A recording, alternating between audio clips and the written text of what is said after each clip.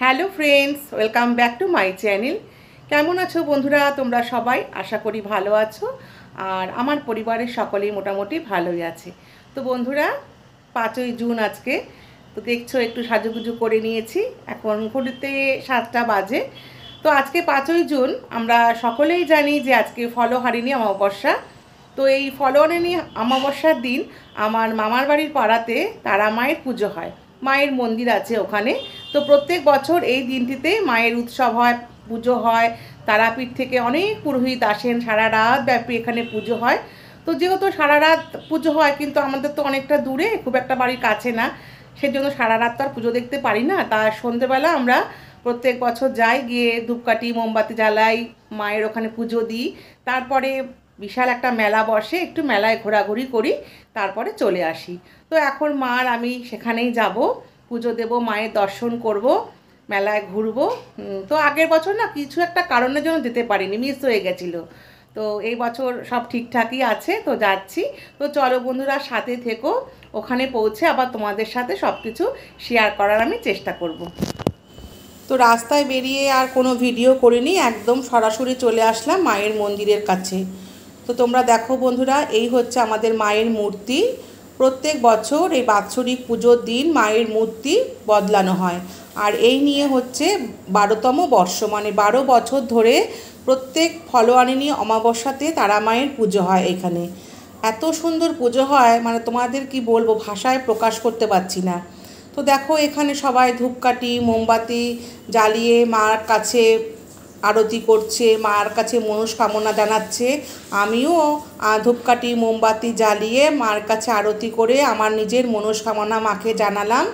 তো কিছুক্ষণ তারপরে দাঁড়ালাম, খুব সুন্দর লাগলো। আর আমরা যখন গিয়ে পৌঁছালাম তখন নরেন্দ্রপুর মিশনের মহারাজ উদ্বোধন করলেন। সেটা তোমাদের সাথে আর শেয়ার করতে পারিনি, কিন্তু মহারাজকে তোমরা অবশ্যই দেখতে পারবে। দেখো বন্ধুরা, উনি হলেন নরেন্দ্রপুর মিশনের মহারাজ। আর পেছনে পিঙ্ক কালারের শার্ট পরা উনি হচ্ছেন আমার বড় মামা। বড় মামাই ওনাকে এখানে নিয়ে এসছে। তো বন্ধুরা দেখো মায়ের মুখখানা কত সুন্দর। আর এই দিন ওই পাড়ার যত লোক আছে সবাই এই মন্দিরে পুজো দেয়। মানে যাদেরকে ধরো আগে চিনতাম, দেখা সাক্ষাৎ হয় না, তাদের সাথেও কিন্তু এই দিনটায় মোটামুটি দেখা সাক্ষাৎ হয়ে যায়। গত বছর আমি যেতে পারিনি, কোনো একটা কারণবশত যেতে পারিনি, বৃষ্টি নাকি একটা প্রবলেমের জন্য আমি যেতে পারিনি। আমার মা গিয়েছিল, কিন্তু আমার যাওয়া হয়নি। কিন্তু এবার তো একদম যাবই ঠিক করেইছিলাম। তো চলেও গেলাম মার কাছে, আর সুন্দর করে পুজো দিলাম মাকে। তারপরে মনে হচ্ছিল একটু বসে থাকি, কিছুক্ষণ বসলাম। আর আমাদের তো বাড়ির পাশে নয়, আর বাড়ির কাছেও নয় মা বাড়ি। তো আমাদের তো বাড়ি ফিরতে হবে বলে থাকতে পারলাম না। রাতে 8 দিকে পুজো হবে, নিশি রাত ধরে পুজো হবে। আর এই হচ্ছে মায়ের চরণ, মায়ের চরণটাও তোমাদেরকে দেখিয়ে নিলাম। তোমরা সকলে একটু প্রণাম করে নিও ভক্তি ভরে। তারপরে দেখো ওইখানে স্টেজ করেছে, ওখানে মহারাজ বসে আছে, সবাইকে ওখানে উত্তরীয় পরানো হচ্ছে। যারা সমস্ত গুণীজ্ঞানী মানুষ যারা এখানে স্টেজে বসে আছেন, উত্তরীয় পরানো হচ্ছে। তারপরে বস্ত্র বিতরণ হবে, গরিবদের জন্য বস্ত্র বিতরণ হবে। খুব ভালো প্রোগ্রাম হয়। আর এখানে না ভীষণ সুন্দর বাজনা বাজছিল, কিন্তু যেহেতু মাইকের আওয়াজ আসছিল বলে আমি সাউন্ডটা মিউট করে দিয়ে আমি নিজেই এখানে ভয়েস দিলাম। তো এরকম পুজো দেখতে কি ভালো লাগে, তাই না বলো? তারপরে এরকম পুজো টুজো ভালোভাবে দিয়ে ঠিয়ে তারপরে একটু মেলার দিকে রওনা দিলাম। যেরকম মেলা বসে, অক্সিডাইজ জুয়েলারি, ফাইবারের জিনিস, বাচ্চাদের খেলনা, জিলিপির দোকান, আইসক্রিম, টুকিটাকি যেরকম বসে মোটামুটি মেলা বসছে। কিন্তু দেখলাম প্রতি বছর কিন্তু অনেক বড় লম্বা রাস্তা ধরে মেলা বসে, এবার সেটা কিন্তু বসেনি, খুব একটা বেশি বড় মেলা বসেনি, ছোটোর উপরে। কিন্তু জায়গাটা ভীষণই জাঁকজমক লাগছিল।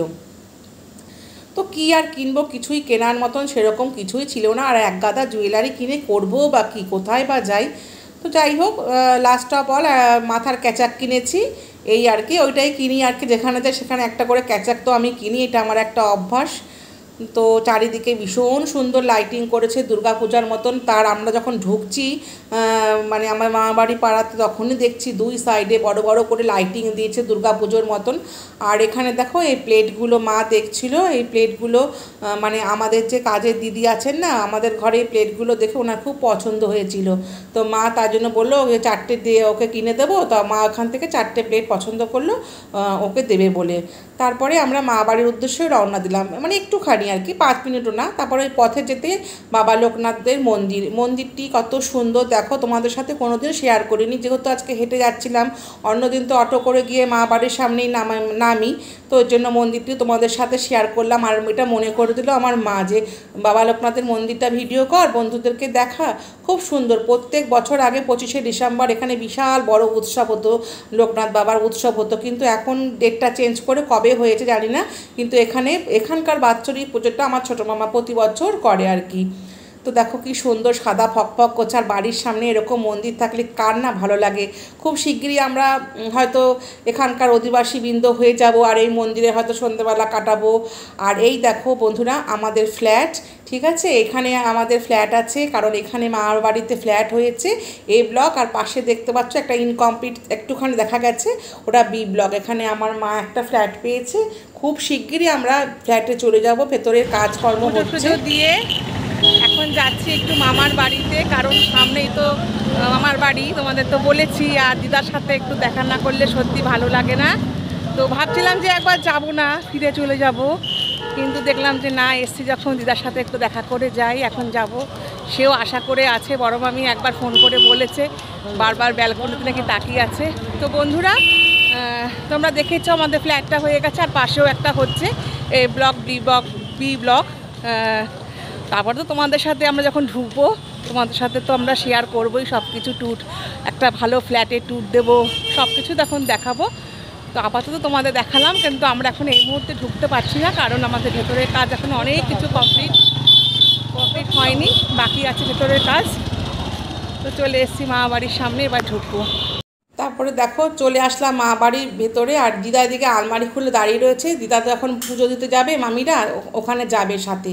আর দেখো বন্ধুরা তোমাদেরকে এটা কেন দেখালাম, আমার দিদার এতখানি বয়স হয়েছে, তার আলমারিটা খালি দেখো একবার, পাটে পাটে পাটে পাটে সমস্ত গোছানো, মানে মানুষটা খুব কাজের। তো আজকের ভিডিওটা এতটুকুই রাখলাম, টাটা।